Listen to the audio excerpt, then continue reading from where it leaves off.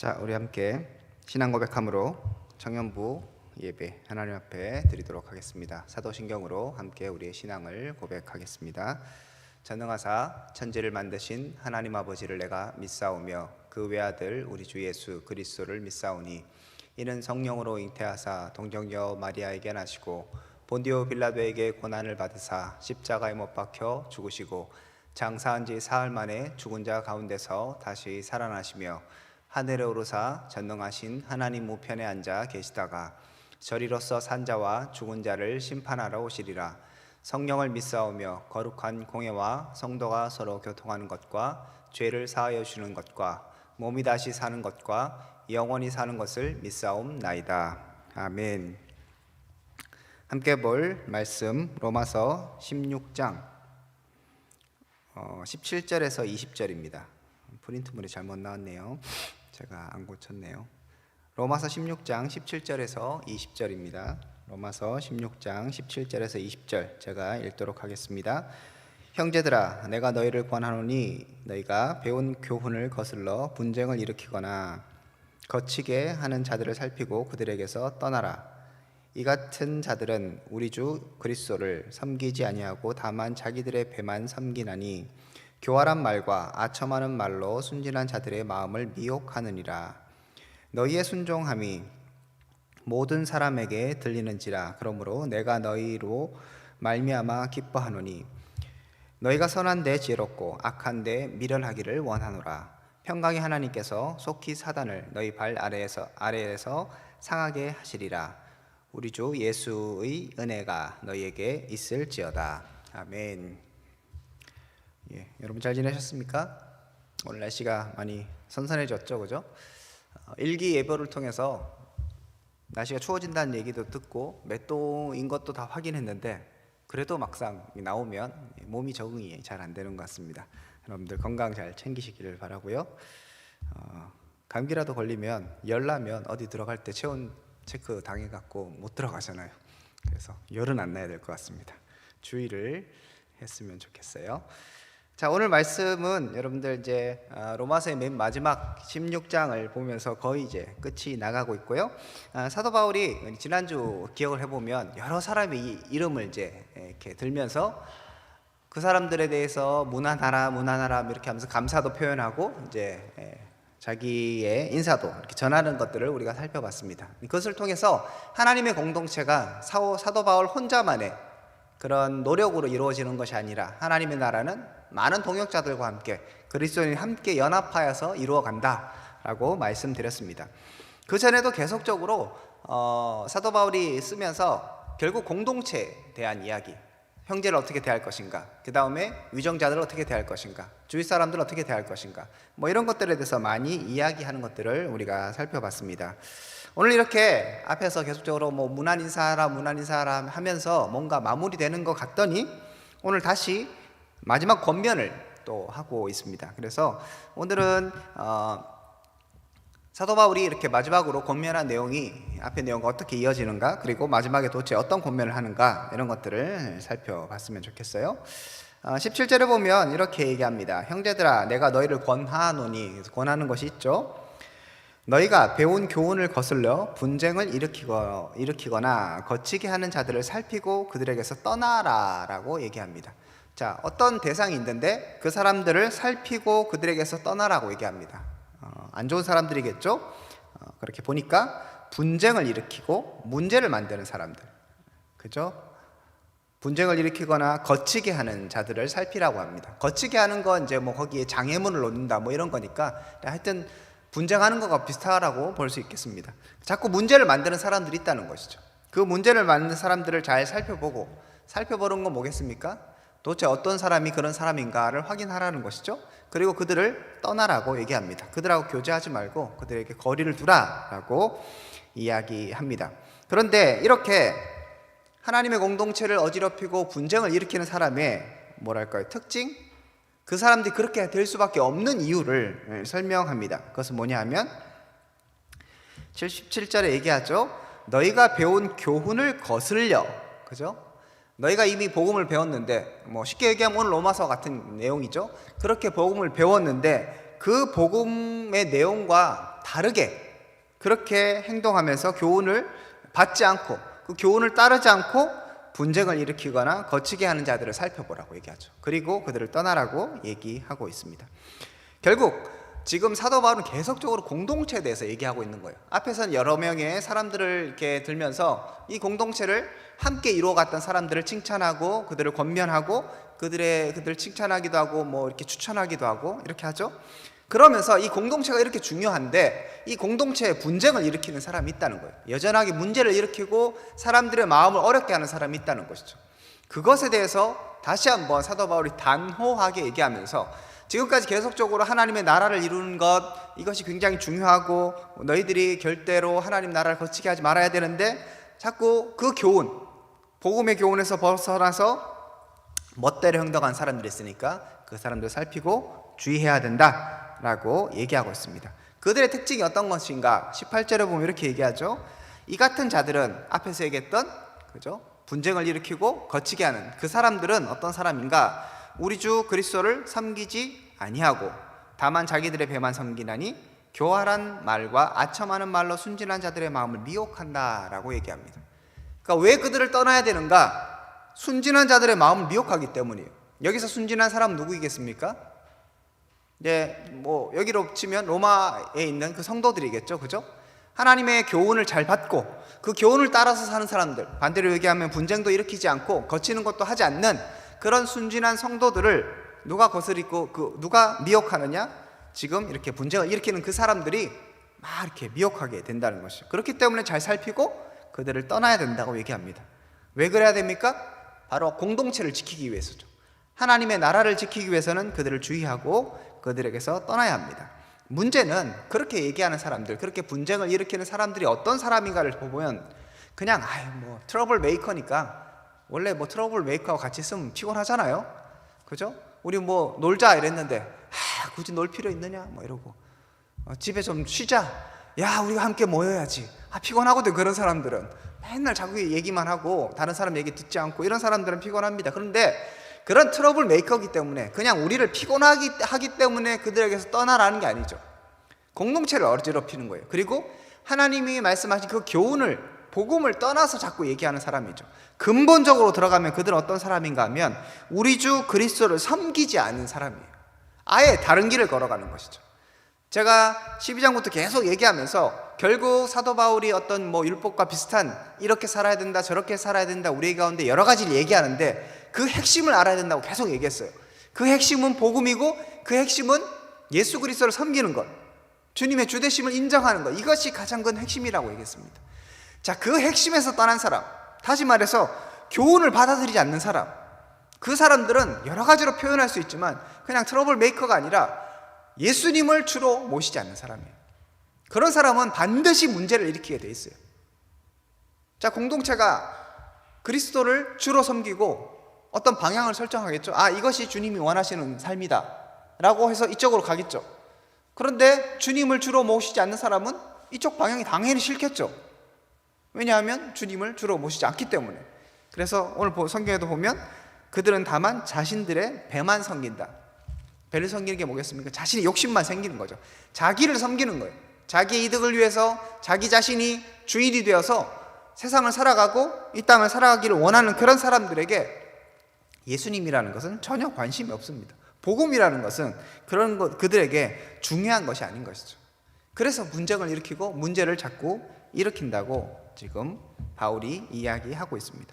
지금 이런 논리들을 여러분 잘 보시면 계속적으로 맞물려 가죠. 그죠? 공동체를 세워야 하는데 공동체를 자꾸 해치는 사람이 있고 그 해치는 사람들은 교훈을 멀리하는 사람들이고 그 교훈의 핵심은 계속 말씀드렸던 것처럼 예수님을 주로 모시는 것인데 예수님을 주로 모시지 않기 때문에 그 교훈을 제대로 받아들이지 않는 사람이고 그러니까 자꾸 공동체를 문제를 일으키고 그 다음에 다른 사람들 미혹하게 된다라고 얘기할 수 있는 것이죠. 결국 예수 그리스도를 주로 섬기지 않고 자신만을 섬기는 사람, 이런 사람들을 우리는 주의해야 하고 그런 사람들을 떠나야 하는 것입니다. 자, 그렇다면 이렇게 생각해 볼 수 있어요. 우리가 한편으로 생각하면 서로 때로는 의견이 다를 수 있잖아요. 그죠? 그래서 때로는 싸울 수 있겠죠.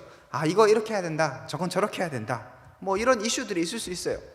우리 이제 총회하면 나는 얘가 회장이 됐으면 좋겠다. 아니다, 제가 회장이 됐으면 좋겠다. 의견이 갈릴 수 있죠. 뭐 그런 것들을 우리가 분쟁으로 볼 필요는 없습니다. 그러면 어떤 것이 분쟁이고 어떤 것이 문제를 일으키는 것이고 어떤 것은 예를 들면 소위 말해서 건전한 논쟁, 건전한 토의라고 얘기할 수 있을 거예요.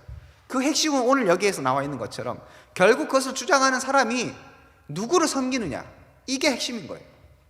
그리스도를 주로 섬기는 자들끼리 이렇게 돼야 된다, 저렇게 된다 얘기하는 것 오케이입니다. 괜찮습니다. 하지만 결국에 문제가 되는 것은 그리스도를 주로 섬기지 않는 자들이 어떤 이야기를 하고 그 다음에 그리스도를 주로 섬기는 자들이 어떤 얘기를 할 때 이것이 충돌을 일으키게 되는 겁니다.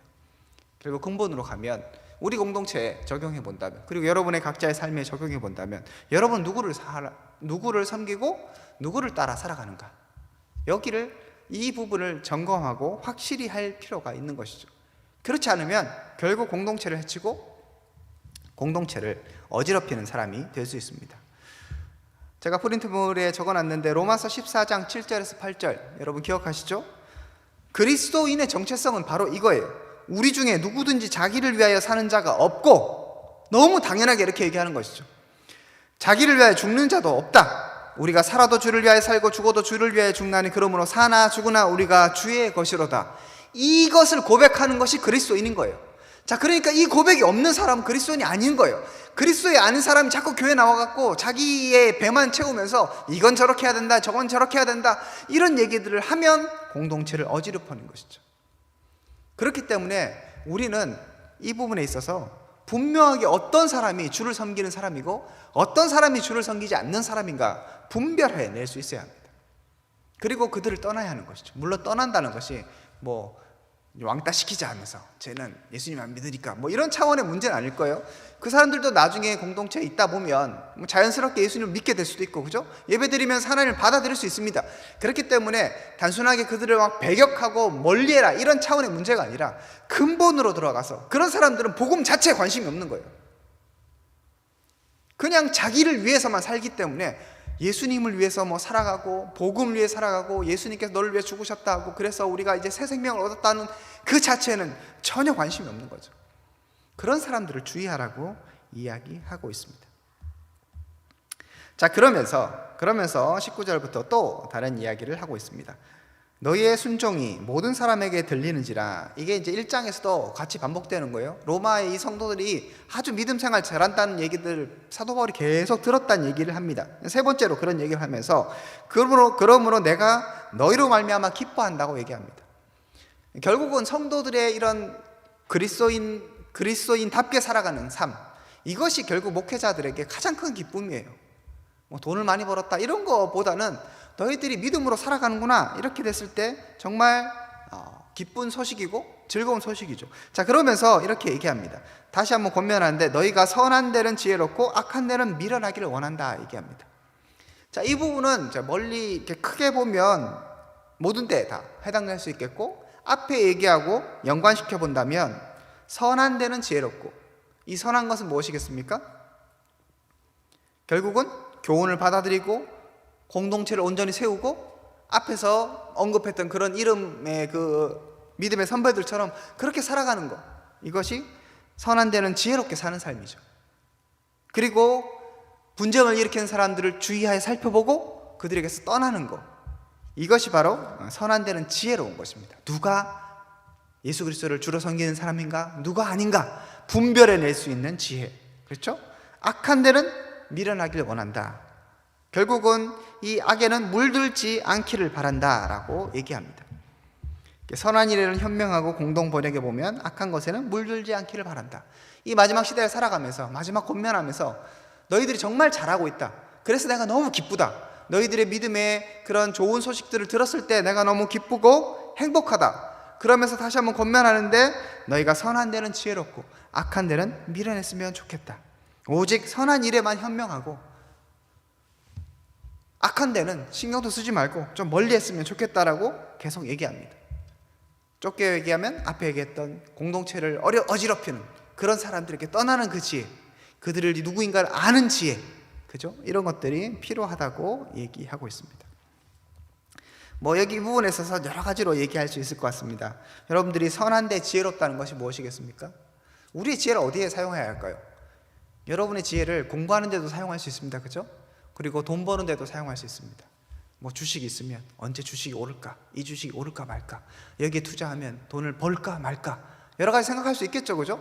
그거 자체가 꼭 나쁜 건 아닐 수 있어요. 그런데 사도 바울이 얘기하는데 너희가 선한 데는 좀 지혜로웠으면 좋겠다라고 얘기하는 것이죠. 선한 것은 무엇입니까? 주님, 복음, 여기에 지혜로워서 어떻게 하면 내가 선하게 살 것인가? 어떻게 하면 내가 하나님 뜻대로 살 것인가? 어떻게 하면 내가 말씀을 더 깨달을 것인가? 어떻게 하면 내가 더 기도할 것인가? 어떻게 하면 내가 믿음으로 살아갈 것인가? 여기에 있어서 우리의 지혜를 활용해야 되는 것이죠. 악한 데는 어떻게 해야 됩니까? 밀어내야 되는 것이죠. 관심을 좀 끄고 물들지 않기 위해서 거리를 두고 이런 것이 필요합니다. 근데 우리는 좀 반대일 경향이 있죠. 악한 데는 어떻게 하면 저 사람을 무너뜨릴 것인가? 어떻게 하면 저 사람을 이겨먹을 것인가? 이런 거에 막 지혜를 막 어떻게 하면 경쟁에서 이길 것인가? 경쟁에서 이긴다는 게 무조건 악한 것은 아닐 수 있지만 어쨌든 그런 거에는 우리가 막 생각을 많이 하죠. 어떻게 하면 범죄를 들키지 않고 어떻게 엄마 몰래 그 일을 할 것인가? 어떻게 돈을 좀 띵거 먹을 것인가? 어떻게 하면 들키지 않을 것인가? 그런 거에 머리를 열심히 굴린다는 것이죠. 이것이 아니라 분명히 사도 바울이 얘기하는 것처럼 선한 데는 지혜롭고 악한 데는 미련하는 것이 필요합니다. 자, 오늘 말씀을 통해서 우리가 몇 가지 적용점을 찾는다면 이것입니다. 첫 번째, 저는 여러분에게 이렇게 권면하고 싶습니다. 제대로 배우고 그 배운 것을 삶에 적용하고 그렇게 살아가기를 축복합니다.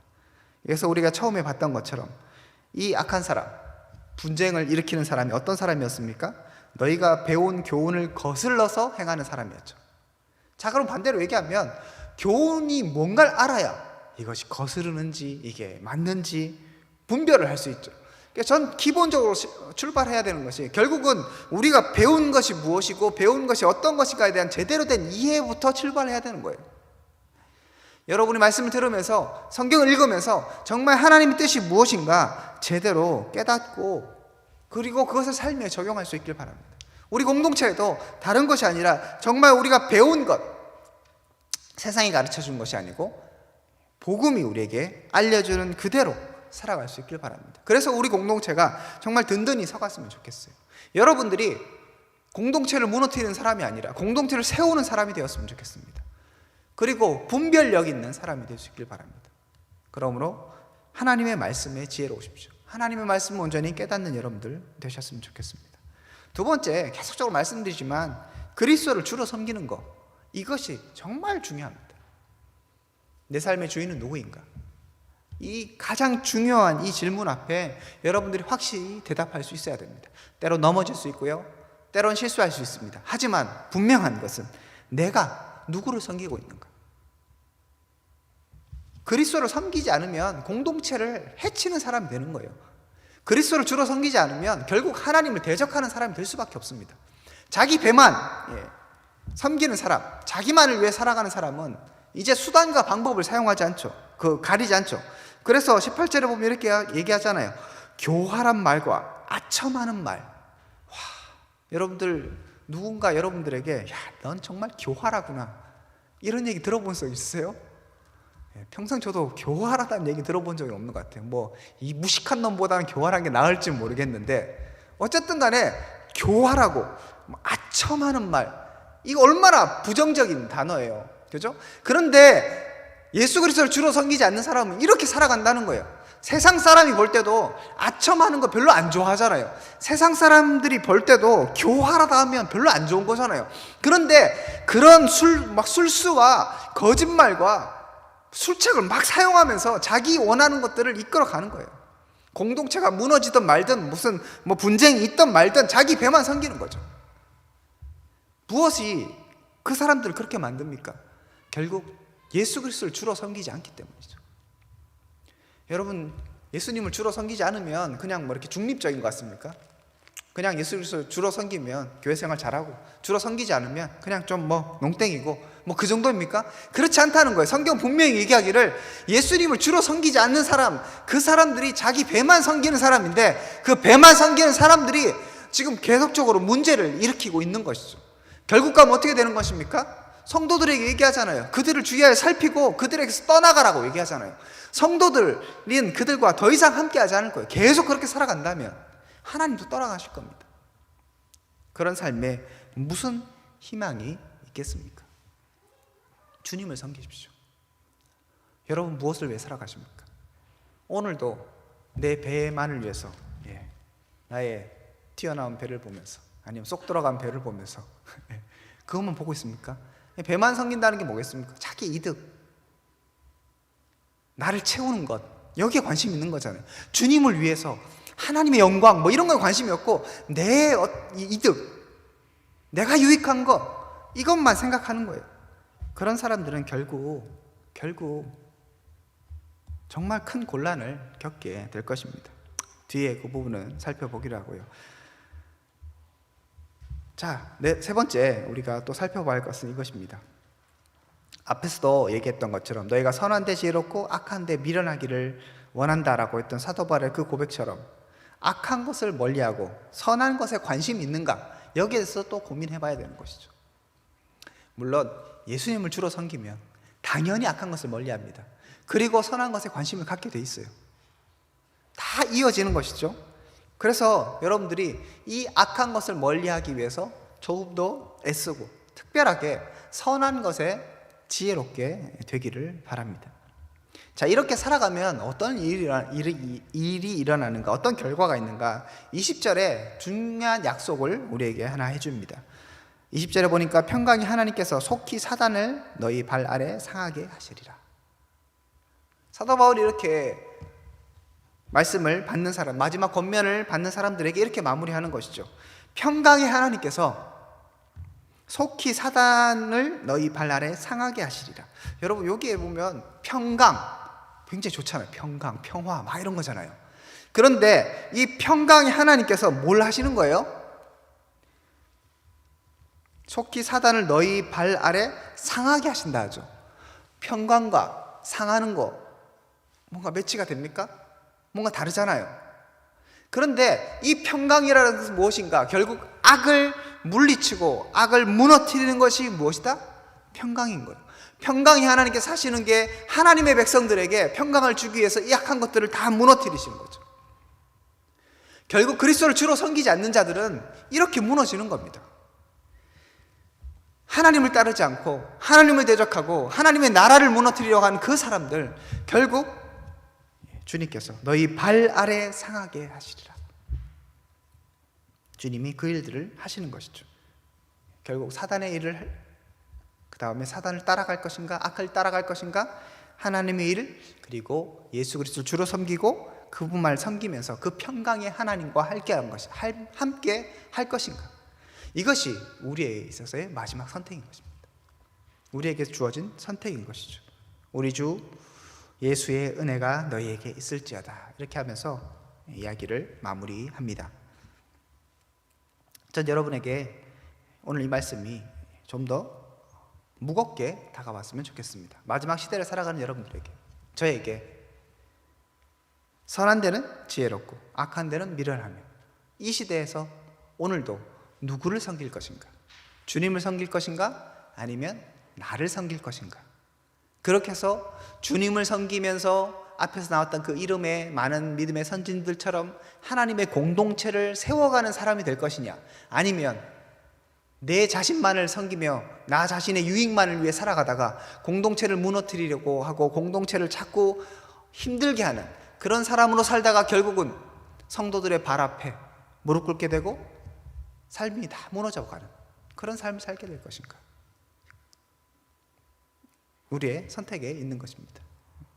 저는 여러분들이 평강의 하나님의 그 길에 설 수 있기를 주님의 이름으로 축복드립니다. 기도하겠습니다. 하나님 감사합니다. 우리 한 사람 한 사람이 주님을 섬기길 원합니다. 하나님이 마지막 때를 살아갈 때 참으로 주님의 자녀로서 주께 영광 돌리며 하나님과 함께 동행하는 자들이 될 수 있기를 원합니다. 그럼을 통하여서 참으로 이 마지막 때 승리를 맛보는 우리 한 사람 한 사람 될 수 있도록 함께하여 주시옵소서. 이제는 주 예수 그리스도의 은혜와 하나님의 사랑과 성령님의 교통하심이 오늘 말씀을 통하여 다시 한번 주만 섬기기로 결단하는 믿음의 백성들 가운데 지금으로부터 영원토록 함께 있을지어다.